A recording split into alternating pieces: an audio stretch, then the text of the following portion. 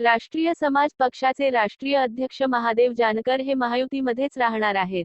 महायुतीच्या वतीने रासपला एक जागा दिली जाणार असल्याची घोषणा राष्ट्रवादीचे प्रदेशाध्यक्ष सुनील तटकरे यांनी केली. ते मुंबईत पत्रकारांशी बोलत होते. यावेळी महादेव जानकर यांची देखील उपस्थिती होती.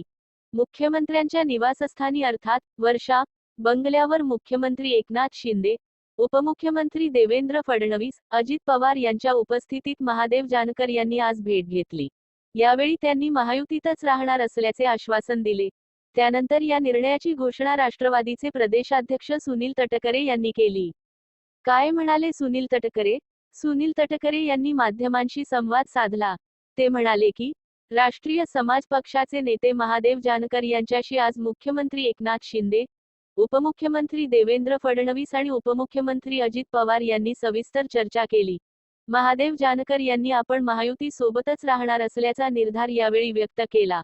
पंतप्रधान नरेंद्र मोदी यांच्या नेतृत्वातच देशाचा खऱ्या अर्थाने विकास झालाय आणि त्यांच्या नेतृत्वातच भारत विकसित राष्ट्र म्हणून उदयास येईल.